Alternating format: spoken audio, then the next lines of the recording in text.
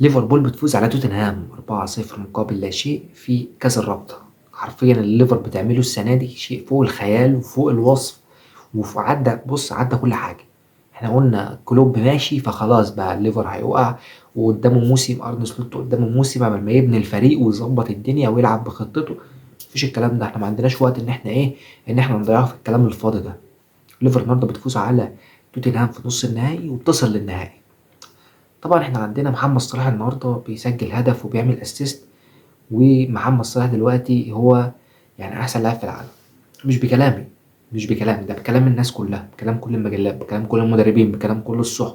بص، لو البالون دور صلاح ما خدش السنه دي فعلى العوض ان شاء الله الليفر هياخد السنه دي. ان شاء الله هياخد السنه دي الدوري الانجليزي، كاس الرابطه، دوري الابطال ان شاء الله. فايه اللي هيمنعه بقى انه ياخد البالون دور غير ان كانت العنصريه بقى والكلام الفاضي من ده؟ فالليفر بتعمله السنه دي شايف فوق الخيال وفوق الوصف. إدارة ليفربول مش عايزة تجدد لمحمد صلاح. طب ازاي؟ ازاي واللاعب يعني ده اللي يطلبه تنفذهوله؟ معلش، مش لاعب هزيل ولا لاعب عالي على الفريق، ده أهم لاعب في الفريق دلوقتي، اللي من غيره الفريق يعطل. بيعمل كل حاجة في الكورة. فأتمنى بقى نخلص من المولة دي ونشوف الليفر مجدد لمحمد صلاح. ألف مبروك لأبو صلاح،